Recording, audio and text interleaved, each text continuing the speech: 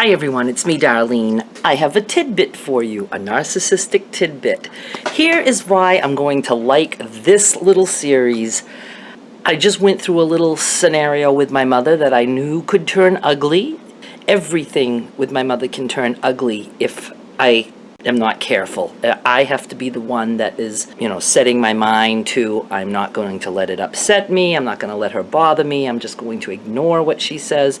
But sometimes I'm not in that place, sometimes it's like I just want to fight to the end and be right just once. Never happens. Now, I knew in advance, I didn't care how it played out. All I cared about is that it was going to give me content for this channel. It was completely stress-free. I didn't care what the scenario was. I didn't care how it ended. I just cared that I had something to share with you guys. Okay, so with that said, yes, this helps me, but I just want to remind everyone I don't tell you these things just because it feels good for me, although it does, but I'm hoping that if you're under the impression that you may be living with a narcissist or in a relationship with a narcissist, I'm hoping that some of the things I tell you will help you recognize. So if you're like, oh, that happens to me all the time. And I find that we have similar stories. I read things and I'm like, how can they know my mother exactly? So I'm just going to tell you these little tidbits as I go. And the more examples you see, the more you might be able to say, oh yeah, that's what I'm living with too. And we will get into why I'm living here. I know it's a big question for many of you. Why do I stay? And I will get into that once I figure it out. Okay, tidbit today. I was made aware that my mother has an appointment, a doctor appointment tomorrow for her checkup. And my mother only leaves the house twice a year, if we can, to see her doctor. That's the only time that she goes out.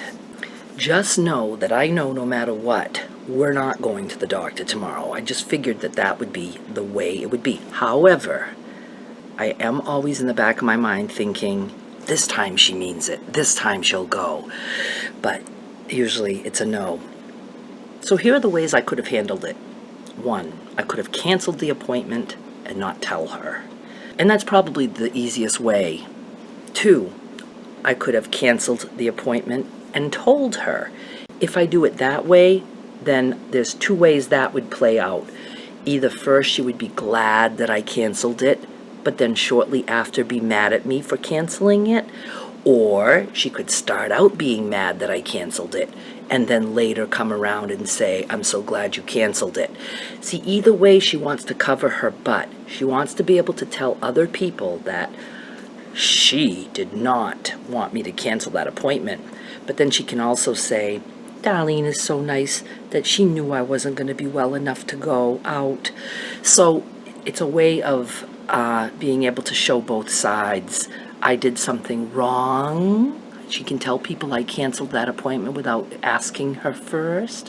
But then she can also be so nice to me. Darlene did the best that she thought. She thought it was the best thing to do. She does help me so much. So people think that she talks nice about me, even though I did something that I shouldn't have done. Oh, look, Darlene cancels appointments without even talking to her mother about it. And her mother understands that and is nice to her. That's how a narcissist works. The other choice is I can ask her, Ma, you have an appointment tomorrow. Do you want to go or should I cancel? What do you mean, do I want to go? You know I can't go. I'm too sick to go to the doctor. I can't walk out of this house. I can't go in the car. How come you don't ever know how sick I am? Sorry, Ma, sorry. I'll cancel the appointment for you. And so then I cancel it. And then a little later she'll be like, I can't believe you canceled that. You know how I have to go to the doctor tomorrow. So in that case, I'm just the evil one either way. First, I was dumb enough to ask her if she could go to the doctor. I wasn't aware that she was too sick. I should know these things. And then she's mad that I canceled. Then the other scenario, and this is the one I went with today, is I asked her and she said, yes, I want to go to the doctor. You know how sick I am. You know I need to see him. Okay, Mom? And usually I will say, are you sure?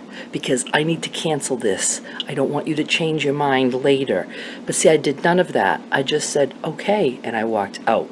So in about 20 minutes, Darlene, I was actually in the middle of recording my daily update for my main channel. So I go over there and she goes, you have to cancel that appointment tomorrow. You know I'm not well enough to go out. Okay, Ma. And I just left. So she calls me again. Did you hear me? Yeah. She said, oh, she says, well, I said you had to cancel my appointment and you didn't say anything. And I said, yeah, that I would. And I will. And I left. So she's like really dumbfounded as to why I didn't stand there and give her trouble. So now at that point, she didn't get enough attention here.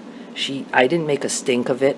She can't probably make me look bad to other people because she said, I'll go, and I said, okay, and then she said, cancel, and I said, okay. So there wasn't enough turmoil there for her. The next time I go in, she's on her chair, dying. My mother has been dying my entire life. She's on her chair. I'm so sick, Darlene. I'm so sick. At this point, I'm like, and I totally expect that. And one of these days she will be sick and die.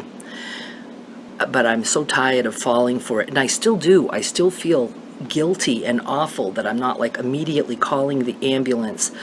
So get this. She's like, I'm so sick and I have such a big pain here. And I said, well, what do you want me to do? Oh, I don't know. It's such a big pain. I think I need to eat something. Go get me a piece of cake. I'm like, cake, Ma? You're in pain and you're very sick and you want a piece of cake? Okay, then I'll have that pie instead. So I turned around and I brought her a piece of cake and pie. And I even topped it off with, would you like some strawberry preserves on your cake? Because it's a pound cake and it's kind of dry. Oh no, I'm not well enough for that. And I gave her her pie and cake. Just a little tidbit.